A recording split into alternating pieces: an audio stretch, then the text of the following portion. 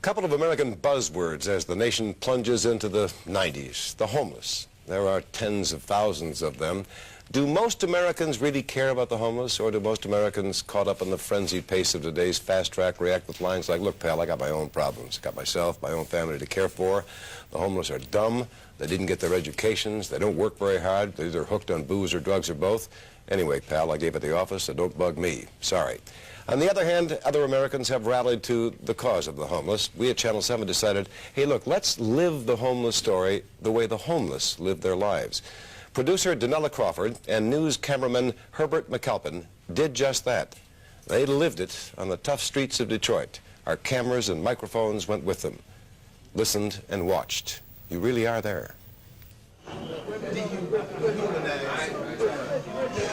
Being homeless can be so humiliating. Herman and I were searched as soon as we walked into the Homeless Union's drop-in center. I know they were just trying to minimize problems. No weapons, no bottles, no drugs. But it was degrading. The streets will dehumanize you. They'll make an animal out of you. You have to get that out your system. We have to learn to develop common courtesy. Inside, dozens of people had found a substitute home for a few hours each day. They were a family of sorts, and at first Herman and I were intruders. As we sat and watched, we felt especially sad for the children. What about school? What lessons were they learning about life? What about Christmas? After a while, James came to talk to us. He would show us the ropes. I had family problems and was told to get out, and found myself with no income and homeless. When you sit around and talk to people, the first thing you think is, wow, this man is bright. This lady is a nice person. This guy has potential. But for some reason or another, people end up homeless. I didn't feel any better than them because I know with a great deal of hard work and luck, many of these people could make contributions to society. As the day wore on, there was a definite change in the mood at the center. Tempers began to flare. Tension and frustration filled the air. Herman and I stopped trying to interact. We knew it would be too easy to set somebody off. James, the guy who had been so kind to us earlier, had turned sullen.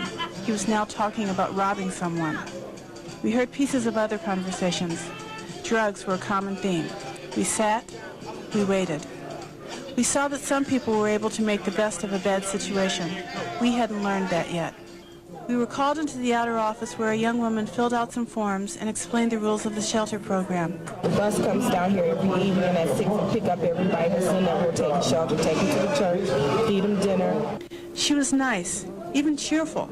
It felt good to have someone treat us with respect. Maybe things would be okay.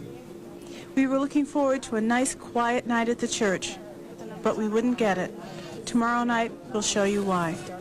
In Detroit, I'm Donella Crawford, Channel 7 Action News, reporting. The other people there did not know that Donella and our camera people were part of Channel 7, and we were just taking pictures of everybody. And it's a most moving, very poignant special. You know, I think what takes over? Just the faces. Pictures of the faces tell it all. Those are long, lonely, tough days.